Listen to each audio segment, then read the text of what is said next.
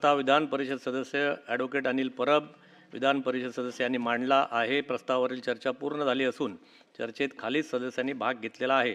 Advocate Anil Parab, सतेजजी Patil, Pravinji Darekar, Eknathrao Khadse, नीलमताई गोरे, अंबादासजी दानवे, प्रसादजी लाड, अभिजितजी वंजारी, रवींद्रजी फाटक, त्याच्यानंतर विक्रम काळे, अरुणजी लाड, जगन्नाथ अभ्यंकर, ज्ञानेश्वर म्हात्रे, ओमप्रकाश कडू, धीरज लिंगाडे, संजय भेंडे, मनीषा कायंदेजी, सुधाकर अडबोले, निरंजन डावखरे। आता मंत्र्यांचे उत्तर सुरू करा। लक्षवेधी काय नाही, हा रिप्लाय नंतर। आज असं नाही, रिप्लाय संपला की आपण इतर कामकाजाबद्दल बोलू। मंत्री महोदय। सन्मान्य सभापती महोदय, मविप नियम 260 अन्वये विरोधी पक्षाच्या प्रस्तावावरील चला मंत्री महोदयांना डिस्टर्ब करू नका। अनिलजी, सदस्य मंत्री महोदयांना साहेब, डिस्टर्ब करू सतीशजी नका। उत्तर पाटील, देऊ द्या। प्रवीणजी दरेकर, उत्तर देऊ द्या। एकनाथजी खडसे, नीलमताई गोरे, अंबादास दानवे, प्रसादजी लाड, अभिजितजी वंजारी, रवींद्रजी फाटक, विक्रमजी काळे, अरुणजी लाड, जगन्नाथजी अभ्यंकर, ज्ञानेश्वरजी म्हात्रे, ओमप्रकाश कडू, धीरंजय लिंगाडे, संजय भेंडे, मनीषाताई कांदे, सुधाकर अडबाले या सन्मान्य सदस्यांनी आपले विचार या ठिकाणी व्यक्त केले। सन्मान्य सदस्य अनिल परब साहेबांनी बृहन्मुंबई महानगरपालिकेच्या नालेसफाईच्या बाबतीमध्ये देखील आपले या ठिकाणी विचार मांडले आणि काही शंका देखील उपस्थित केल्या। आणि एक महत्त्वाची गोष्ट त्यांनी अशी सांगितली की नालेसफाई देखील 100% पेक्षा जास्त का झालेली आहे याचा खुलासा देखील महानगरपालिकेने किंवा स्थायी समितीने करावा, अशा पद्धतीची मागणी त्यांच्या भाषणात त्यांनी केलेली होती। 10 जून 2026 पर्यंत पावसाळ्यापूर्वी जो गाळ काढण्यात आला तो मोठ्या नाल्यातून 112.60% गाळ काढण्यात आला, छोट्या नाल्यातून 115.48% गाळ काढण्यात आला आणि मिठी नदीतून 83.84% गाळ काढण्यात आला। बरं, ही आकडेवारी ह्याच वर्षी दिलेली आहे का? तर अशा पद्धतीनं 100% क्रॉस होऊन गाळ काढण्याची पद्धत ही पूर्वीपासूनच चालत आलेली आहे आणि तो 112%, 115%, 130% का दिसतो? तर 100% गाळ काढल्यानंतर सुद्धा पुन्हा जो कचरा त्या ठिकाणी टाकला जातो, काम केल्यानंतर अतिरिक्त गाळ जो टाकला जातो तो काढल्यामुळं याची आकडेवारी 100% पेक्षा जास्त आपल्याला दिसते।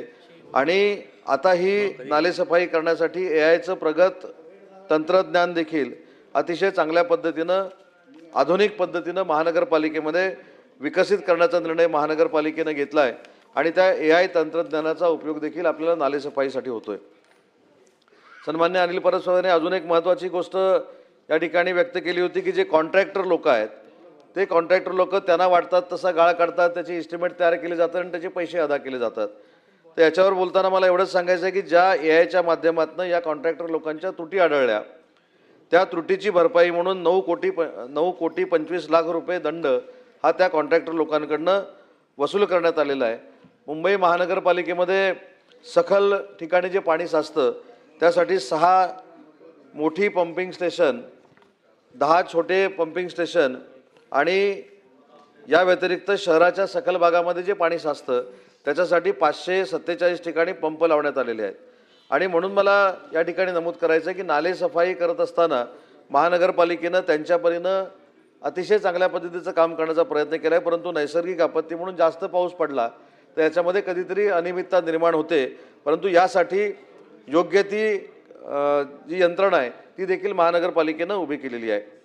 नालेसफाईच्या संदर्भामध्ये कॉन्ट्रॅक्टरची जी लिस्ट आहे ती आता माझ्याकडे जर नसली तरी मी पटलावर ठेवतो, परंतु एका कॉन्ट्रॅक्टरमुळं बाकीचे कॉन्ट्रॅक्टर कोण टेंडरच भरत नाहीत अशी भूमिका अनिल परब साहेब आपण मांडलीत आणि भूपिंदर सिंह या नावाच्या कंत्राटदाराचा आपण या ठिकाणी उल्लेख केला होता।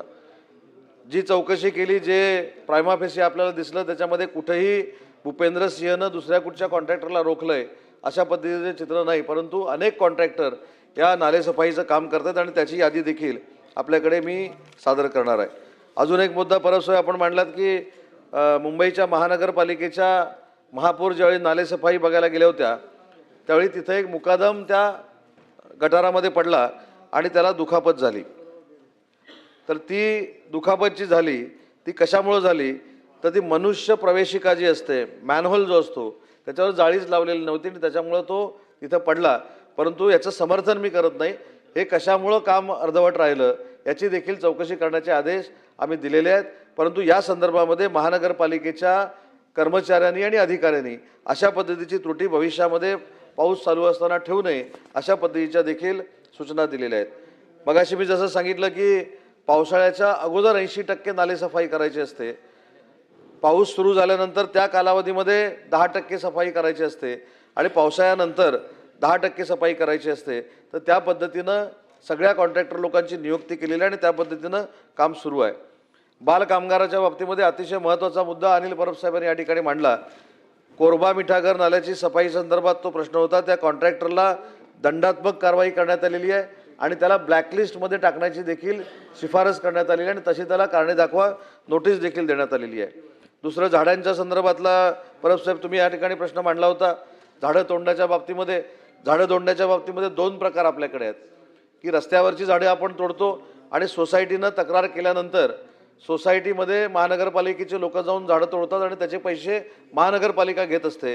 तर तशा पद्धतीची देखील कार्यवाही या ठिकाणी सुरू आहे. आणि म्हणून मला असं वाटतं की मगाशी मी टक्केवारी का वाढल्याचं कारण देखील मी सांगितलं. त्याच्यामुळं मला असं वाटतं की नालेसफाईच्या बाबतीमध्ये जी काही भूमिका सन्माननीय अनिल परब साहेबांनी सांगितली, त्यांनी त्या ठिकाणी मागणी केली की नालेसफाई ही अतिशय चांगल्या पद्धतीनं झाली पाहिजे. त्या पद्धतीनं मुंबई महानगरपालिका अतिशय मुंबईच्या नागरिकांना त्रास होणार नाही अशा पद्धतीची दक्षता नक्की घेईल. हेच मला या चर्चेच्या निमित्तानं सांगायचं आहे. आशिषजी.